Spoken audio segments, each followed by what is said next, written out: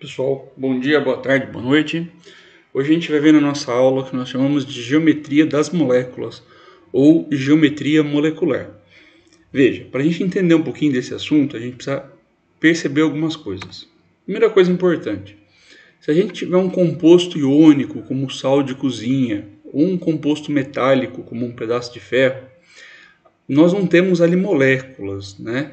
E sim um arranjo cristalino, ou seja, esses átomos, esses íons, eles vão ficar distribuídos num determinado arranjo. Então a gente não vai usar o termo molécula, né, para o nosso sal de cozinha, porque não temos essa situação ali presente, também não vou ter uma geometria molecular. Se nós dermos uma olhada para o retículo cristalino do sal de cozinha, a gente vai observar a presença dos cátions e dos nossos ânions nessa rede muito pequena, né, que eu chamo de retículo, onde eu tenho os nossos cátions e ânions distribuídos, ou se eu tiver, no caso metal, os átomos metálicos distribuídos, e lembrando que nesse caso, né, a teoria da ligação é metálica, com aquela nossa ideia de ter uma nuvem ou mar de elétrons ao redor dos nossos cátions, entre aspas, né, os núcleos positivos e os elétrons simplesmente migrando de um lado para o outro livremente, né? Na verdade não seriam cátions, mas sim os núcleos positivos. Muito bem.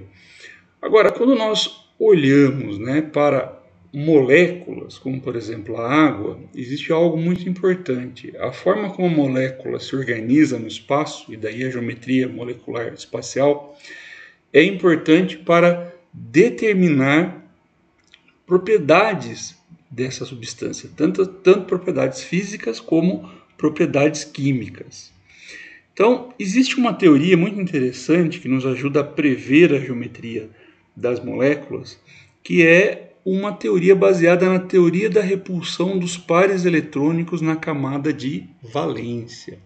Então, para essa teoria, só nos interessam o conjunto de elétrons que se encontra na camada de valência e a repulsão que vai existir entre eles, tanto em elétrons, vamos dizer, livres, quanto em elétrons envolvidos em ligações químicas.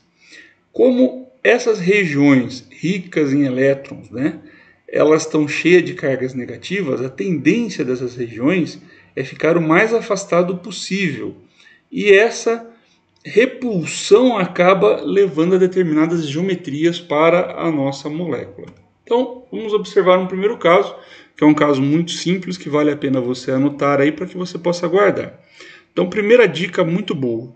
Qualquer molécula formada por dois átomos, ou seja, diatômica, seja formada por átomos diferentes ou átomos iguais, sempre serão lineares. Então, guarde isso. Toda molécula diatômica é linear. Então, nós temos aqui os dois átomos, no caso, por exemplo, átomo A e átomo B, como se fossem dois pontinhos, e unindo dois pontinhos eu teria uma reta. Então, daí vem essa ideia de eu ter a molécula linear.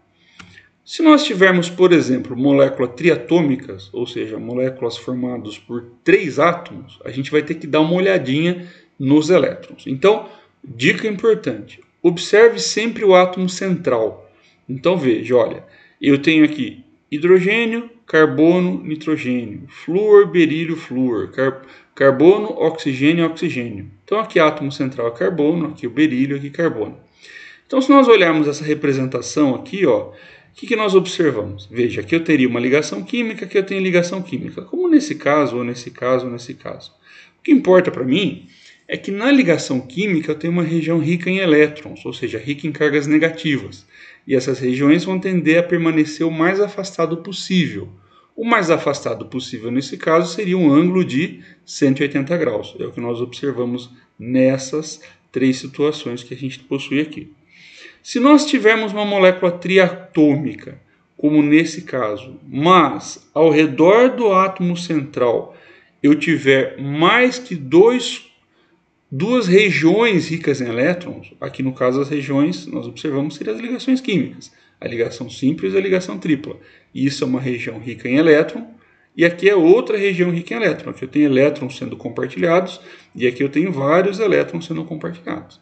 Então, observe, nesse caso, o que nós temos? Nós temos a ligação química, por exemplo, no caso da água, entre hidrogênio e oxigênio, mas o átomo central, que é o oxigênio, tem mais duas regiões ricas em elétrons. Então, veja, nós temos no átomo central 1, 2, 3, 4 regiões ricas em elétrons. Se eu olhar o SO2, eu tenho uma região, 2 e 3.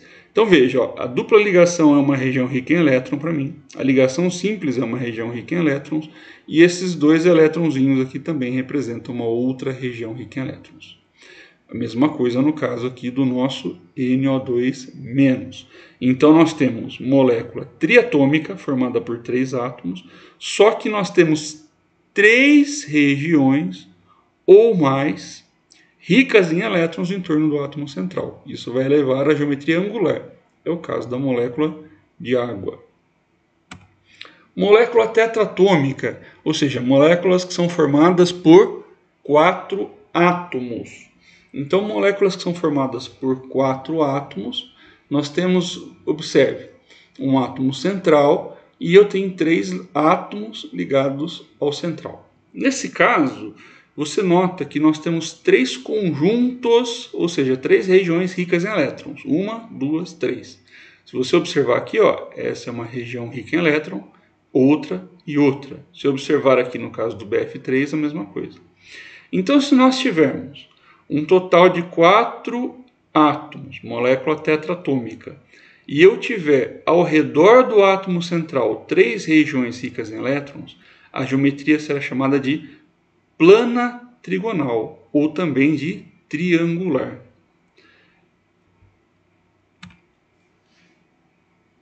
No caso de nós termos moléculas onde você possui um átomo central e há 4 regiões em torno desse átomo central ricas em elétrons, a gente precisa observar um pouquinho melhor o que pode acontecer. Então veja só, se nós observarmos agora os elétrons que estão envolvidos e não envolvidos em ligação, ou seja, elétrons ligantes, que estão formando ligações, e elétrons não ligantes, que não estão formando ligações, a gente vai perceber o seguinte. Nesse caso da molécula de metano, eu tenho 4 regiões em torno do átomo central, só que cada região dessa está envolvida numa ligação química, o que faz com que a molécula tenha esse formato, que nós chamamos de tetraédrico. Se eu observar, por exemplo, a molécula de amônia, NH3, em torno do átomo central, que é o nitrogênio, eu tenho uma região, essa ligação química, eu tenho outra região rica em elétron, outra região e ainda aqui um par de elétron não ligante, ou seja, não envolvido em ligação química. Mas observe que eu tenho 1, 2, 3, 4 regiões ricas em elétrons em torno desse átomo central. A mesma coisa que aqui. Só que aqui um par de elétron é não ligante, é o que está indicado aqui. Então, nesse caso, eu tenho 3 ligantes, 3 pares envolvidos em ligações químicas e um não envolvido. Isso faz com que minha molécula adquira esse outro aspecto, que parece uma pirâmidezinha. Nós vamos chamar então de piramidal ou pirâmide trigonal. Se nós observarmos o caso da água, é um caso muito interessante. Porque observe, o caso da água, em torno do átomo central, eu continuo tendo 4 regiões ricas em elétrons. Só que eu tenho, veja só, elétrons envolvidos nessa ligação, mas eu tenho 2 elétrons aqui formando uma região, 2 elétrons aqui formando outra região. Então, eu continuo tendo 4 regiões em torno do átomo central, situação semelhante a essa. Só que aqui eu tenho 2 regiões que são de elétrons não ligantes, ou seja, não envolvidos em ligações. E por conta disso, essa geometria é uma geometria angular. Muito bem. Veja, a gente tem uma tabelinha aqui que nos ajuda muito a tentar prever a geometria de uma molécula. Então, nós vamos observar nuvens eletrônicas ao redor do átomo central, ou seja, regiões ricas em elétrons. Observe aqui, por exemplo, o CO2. o átomo central, o carbono. A dupla ligação aqui é uma região, a dupla ligação aqui para mim é a segunda região. Então nós temos duas regiões ricas em elétrons. Muito bem. Observe então esses três átomos com duas regiões em torno desse átomo central fazem com que a geometria estabelecida seja uma geometria do tipo linear. Observando agora uma situação onde eu tenho três regiões em torno do nosso átomo central. Então, observe, né? Os nossos elétrons, eles estão distribuídos nessa situação. Veja, eu tenho aqui um par de elétrons, um par de elétrons, um par de elétrons envolvido em ligações. Então, eu tenho três regiões. Aqui eu também tenho três regiões, só que esse par de elétrons não está envolvido em ligação. Então, veja só. Aqui, o número de par de elétrons não compartilhados, ou seja, né, que estão não ligados, é zero. E aí isso faz com que a geometria seja trigonal. Nesse caso, como nós temos um par de elétron que não está envolvido em ligação, ou seja, não é um par de elétron que está sendo compartilhado em ligação química, isso faz com que a geometria seja angular. Nesse caso, olhando para o átomo central, tendo quatro regiões ricas em elétrons, né? Quatro nuvens eletrônicas. Veja, aqui em torno do carbono, 1, 2, 3, 4. Em torno do nitrogênio, 1, 2, 3, 4. Esse par de elétrons constitui uma região só para a gente. E o caso da água, 1, 2, 3, 4 regiões também.